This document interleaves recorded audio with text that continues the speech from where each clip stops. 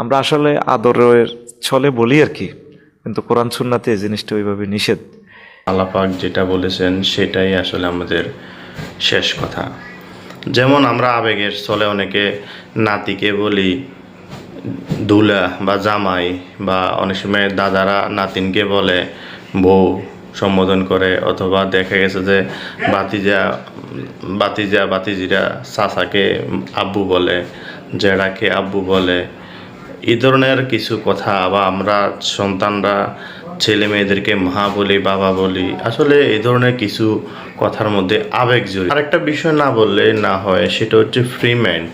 আমরা এই সমাজে, বর্তমান সমাজে কিছু শব্দ শুনি সবসময়, ফ্রি মাইন্ড। এই ফ্রি মাইন্ড শব্দটাই পর্দার মধ্যে আমাদের সবচেয়ে বড় অন্তরায়।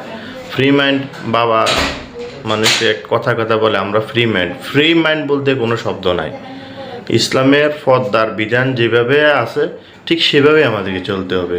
ফ্রি মাইন্ড বলে সবচেয়ে বড় কুকর্ম, অপকর্ম, সবচেয়ে ফেতনা ফাসাদ সবচেয়ে বেশি সৃষ্টি হয় এই ফ্রি মাইন্ডের চলার মাধ্যমে।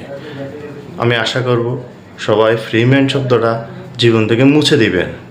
যার সাথে যার পর্দার বিধান ইসলাম অনুসরণ করেছেন সেভাবেই চলা উচিত। ইসলামের প্রতিটা শব্দের সাথে আমাদের জীবনকে পরিচালিত করা। এখানে আবেগের কোনো জায়গা নেই। এখানে নাতি নাতিন, ছেলে সন্তান, চাচা, যারা তাদের প্রতি ইসলামের যে পর্দা, যে বিধান আছে সেটাকে অনুসরণ করাই উচিত।